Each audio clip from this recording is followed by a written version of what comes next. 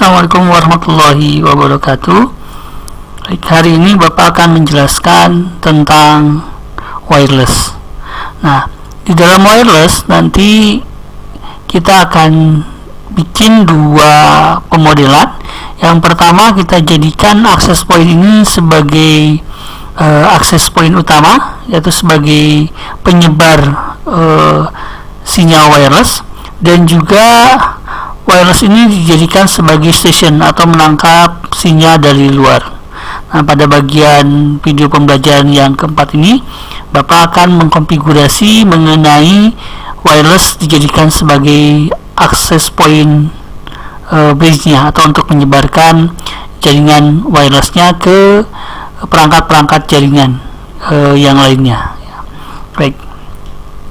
Nah, di sini pada topologi ini internet akan ditangkap melalui kabel, ya, masuk ke header 1, dan nanti internet ini akan disebarkan melalui perangkat wireless dengan modenya adalah AP bridge, sehingga nanti bisa ditangkap oleh satu atau lebih komputer, laptop, dan sebagainya, atau mungkin juga ponsel, ya. Nanti IP address-nya kita setting 192.168.0.1. Nah, sehingga nanti perangkat-perangkat jaringan yang terkoneksi pada jaringan wireless ini akan mendapatkan IP address secara offline.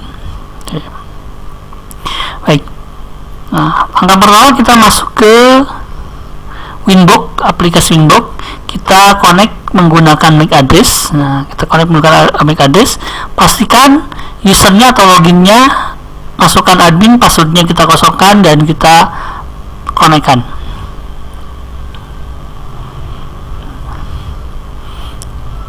Baik. Nah, langkah pertama, tadi di dalam topologi kita akan mengkonfigurasi jaringan internet melalui header 1 terlebih dahulu. Jadi konsepnya kita bisa melakukan konfigurasi internet melalui header 1 ini bisa dengan IP-nya statik atau menggunakan IP-nya dynamic. Nah, kalau kita menggunakan IP statik, kita harus masukkan IP address, ya. Yang kedua, kita harus menggunakan IP root, dan kita harus mengkonfigurasi juga IP DNS-nya. Ya. Tapi kalau kita menggunakan IP DHCP, syarat utamanya bahwa ISP atau jaringan internet ini, ISP dari ISP itu memberikan IP DHCP-nya kepada klien. Kalau tidak memberikan, ISP tidak memberikan IP DHCP ke klien, maka kita tidak bisa mengaktifkan fitur IP DHCP kliennya. Jadi mau tidak mau kita harus mengkonfigurasinya secara statik. Nah, kali ini kita, kalau keuntungan menggunakan IP DHCP client, berarti kita tidak perlu mengkonfigurasi gateway. Gateway itu ada di IP root, dan kita tidak perlu mengkonfigurasi DNS, ya. Itu secara otomatis langsung diaktifkan oleh fitur IP DHCP clientnya. Nah, langkah-langkahnya kita masuk ke dalam IP DHCP client. Nah, untuk menangkap IP DHCP-nya, kita tambahkan, pastikan interface-nya header 1, karena tadi di dalam topologi internet masuk ke header 1, ya, tinggal apply saja. Oke. Nah, ini sudah mendapatkan IP address-nya. Oke. Secara otomatis IP gateway-nya ada di IP root, otomatis sudah terisi. Begitu juga DNS-nya ada IP DNS, ini juga otomatis sudah terisi. Berbeda kalau kita menggunakan IP statik.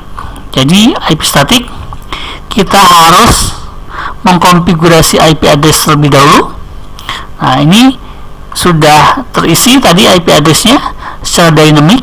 Nah, kalau misalkan kita harus konfigurasi secara statik, maka kita harus menambahkan interface-nya header 1, kita masukkan IP address-nya.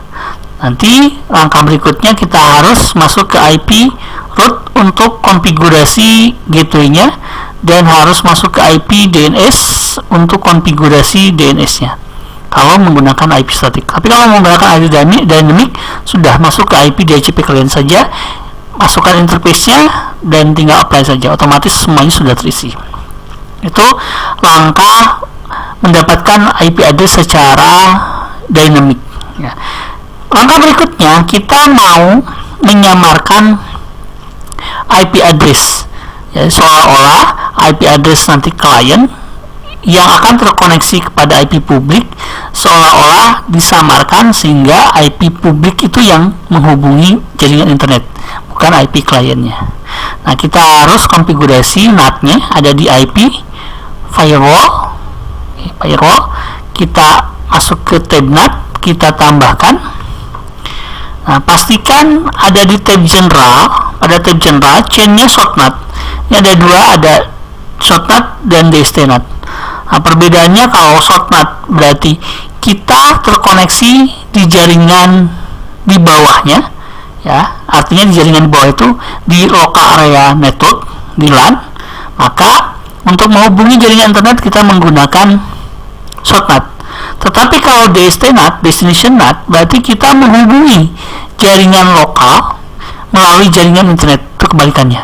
Kalau short NAT menghubungi jaringan internet melalui jaringan lokal ya, tapi kalau DST NAT menghubungi jaringan lokal dengan menggunakan jaringan internet. Nah, kita pilih yang short NAT. Kita masuk ke out interface ya.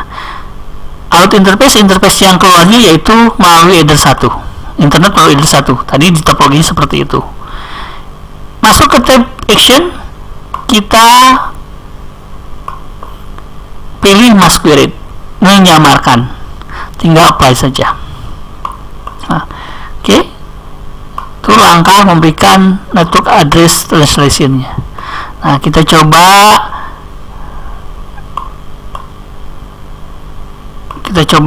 ping ya. Ping apakah internetnya sudah terkoneksi? Oh, ternyata internetnya sudah terkoneksi dengan baik. Oke.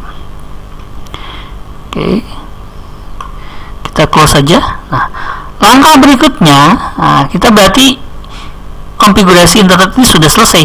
Nah, langkah berikutnya kita mau konfigurasi jaringan wirelessnya untuk bisa diakses oleh komputer-komputer kliennya. Oke.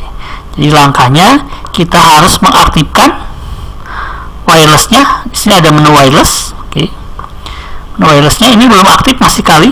Oke, kita aktifkan, klik saja wireless LAN-nya. WLAN-nya kita aktifkan dengan mengklik tanda centangnya. Nah, ini sudah aktif, kalinya juga sudah hilang. Nah, kita coba konfigurasi ya, double klik saja WLAN satunya. Nah, apa yang harus kita konfigurasi? Nah, karena tadi di awal bahwa kita mau menyebarkan jaringan internet ke komputer-komputer klien ya. Jadi modenya ada point to point, ada point to multi point. Nah, hari ini kita membahas tentang yang point to multi point. Nah, ada perbedaan mode. Nah, modenya pada materi yang sudah saya berikan ada mode untuk akses point utamanya, ada mode AP bridge atau bridge. Bedanya, kalau AP bridge berarti ada point to multi point. Jadi akses point bisa diakses oleh komputer klien melalui jaringan wireless lebih dari satu komputer klien. Tapi kalau bridge berarti modenya adalah point to point. Satu akses point hanya bisa diakses oleh satu komputer klien saja. Nah, berbeda modenya dengan station. Station itu berarti penerima. Station dengan station bridge. Nah, kalau station berarti dia menangkap sinyal wireless dari akses point utama, baik modenya AP bridge maupun modenya bridge. Berbeda dengan station bridge. Nah, kalau station bridge dia hanya menangkap sinyal wireless jika mode akses point utamanya itu modenya adalah bridge. Nah, karena pada topologi di awal tadi kita akan menyebarkan jaringan wireless ke komputer-komputer klien lebih dari satu, maka kita pilih modenya adalah AP bridge. Nah, modenya. Oke. Hal yang berikutnya ini frekuensi.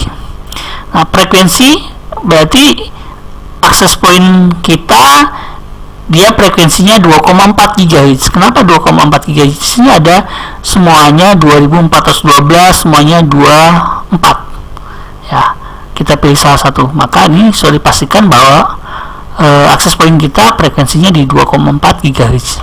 Misalkan kita pilih 2442. SSID berarti ini penamaan dari jaringan wirelessnya. Ya, misalkan saya kasih 12 TKJ, ya, TKJ. Oke. Ya. Apakah kita mau menggunakan security? Ya, supaya ketika koneksi ke jaringan 12 TKJ maka akan diminta security-nya. Kalau kita mau bikin security-nya, mengaktifkan security-nya, oke, kita apply aja dulu. Kita oke. Nah, di sini ada tab namanya security profile. Nah, kita klik aja security profile-nya untuk menambahkan password ya pada jaringan wireless kita. Kita tambahkan saja. Misalkan kita ngasih namanya adalah password 1. Ya, password 1. Oke, modenya dynamic key. Kita mau tipe autentifikasinya kita pilih aja semuanya, baru kita masukkan misalkan untuk passwordnya itu 123456778. Kita ulang lagi passwordnya 123456778. Kalau sudah, kita apply saja. Nah di sini jaringan wireless masih belum menggunakan password. Nah, untuk mengaktifkan security profile-nya, kita masuk lagi ke Wi-Fi interface, kita klik lagi WLAN satunya. Nah, kita aktifkan security profile-nya dengan memilih pas 1. Tadi namanya pas 1. Tinggal apply saja. Oke.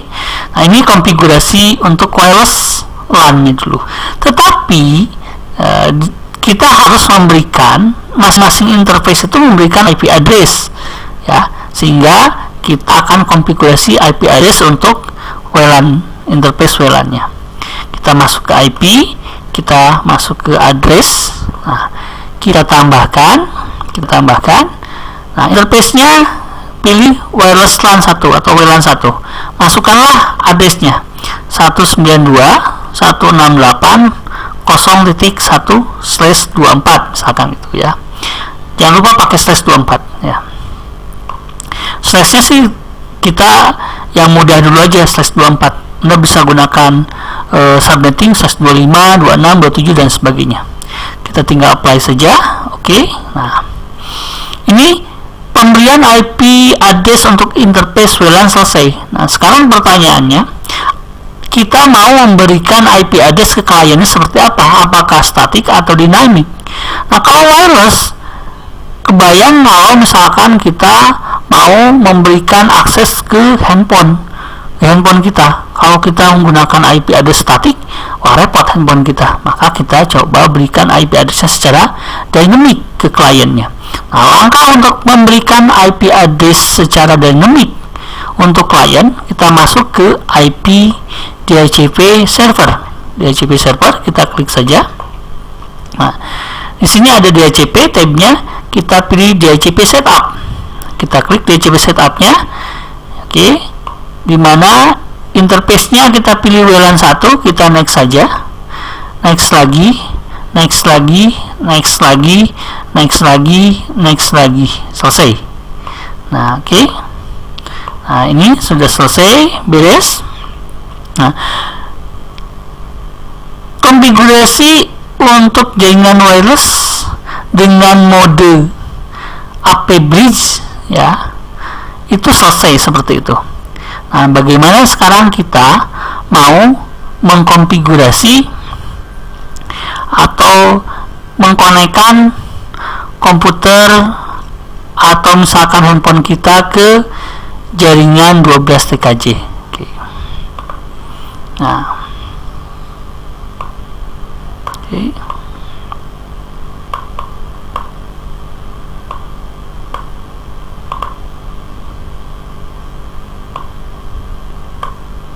Kita pilih jaringannya misalkan.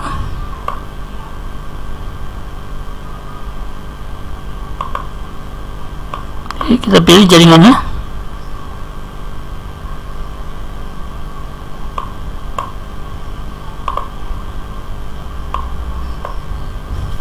Oke, kita pilih jaringannya sini, kita pilih. Oke, nah kita akan hubungkan ke 12 TKJ. Ini sudah terhubung ya, sudah terhubung ke jaringan 12 TKJ nya. Sekarang kita akan masuk ke jaringan Google nya. Oke, jaringan Google kita misalkan masukkan A saja. Nah, internet sudah terkoneksi ya. Oke, kita coba juga misalkan kita gunakan terminal, kita coba ping ke google.com.